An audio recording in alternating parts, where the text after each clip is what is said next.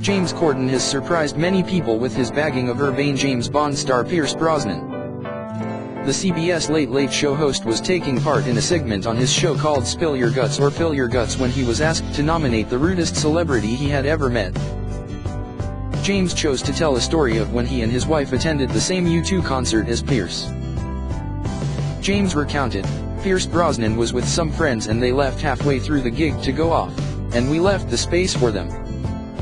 And then they had been gone quite a long time and Bono was right there on this big runway in the middle of the show. So me and my wife moved into this area, and literally, I've never felt anything like it. This arm went on here and just pushed me out the way. And I looked at him, and he didn't even glance at me and he just moved back into his area." James' guest Khloe Kardashian questioned, "Maybe he was drunk," to which James replied, "Maybe he's just a bit effing rude."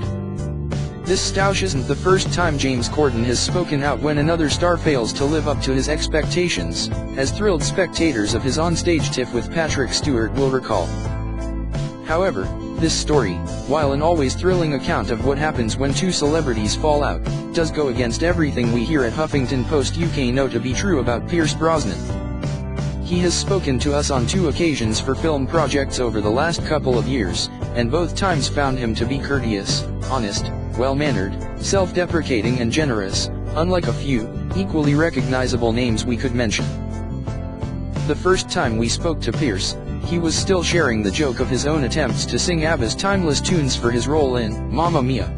When we suggested this wasn't perhaps his forte, he even broke into song, attempting to persuade us he had the chops for another singing screen part.